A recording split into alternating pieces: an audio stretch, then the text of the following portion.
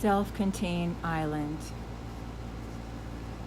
We live in a loving, benevolent universe where there is no judgment in the higher realms, no judgment from our Father, Mother, God, Goddess. The only judgment comes from humans. There is no one except ourselves that we have to please or answer to. If your godparents aren't judging you, why allow your human parents to bring their opinions and judgments onto you? Some people spend their entire life trying to please their parents. Our human parents are just as flawed as everybody else, walking the earth under the material spell. The collective is walking around like zombies. Must get things, must get things, must be perfect, must have everyone like and accept me, must have everyone like and accept me. But most importantly, must buy lots of things. To become a master, we must have mastery within, mastery of ourselves first. We must relearn how to be self-contained without adoration, accolades, acknowledgement, or validation from anyone or anything. I learned this in my unfolding. There were times when I was being authentic and true to myself, and then there were times when I was being what I thought everyone else wanted me to be and wanted to hear. I was playing both sides of the coin, so to say. We must become self-balancing island, a self-balancing master, free from the constraints and constructs of a spiritually void society that doesn't have to know anything more, that God is within, God is you. We have the divine link to God that validates our every breath. The ability to contain self-worth automatically, no matter what, is hard for some of the old souls who have had lifetimes after lifetimes in subservience and come into this lifetime with no self-worth or so limited they have to have external validation, which was me.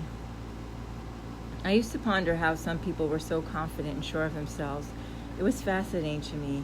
I'd look at them like they were ETs, wondering how they got that way. It's a trait I admire so much. That is why the task at hand is to know thyself. Know thyself as a piece of God, self-contained, self-balancing, one who is able to channel truth for oneself and is the link to our higher self. We can be a collector of information, but don't let it validate you. You don't need validation. You are valid because you are.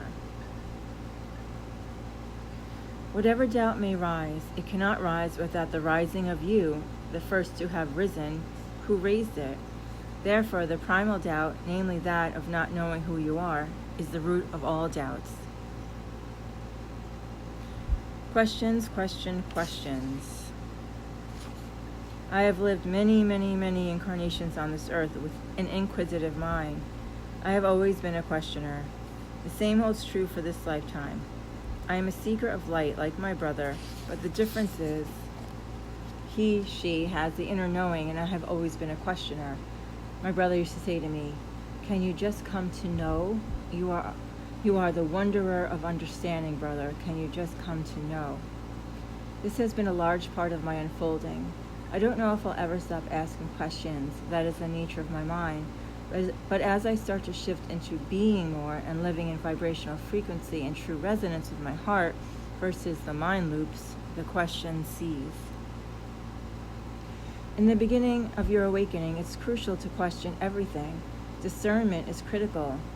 Hopefully, though, there comes a point in your spiritual evolution when you just come to know and are content with all that is happening around you as the observer sitting in a space of neutrality and presence. This is my practice now. In the language of duality alone are questions and answers. In non-duality, they are not.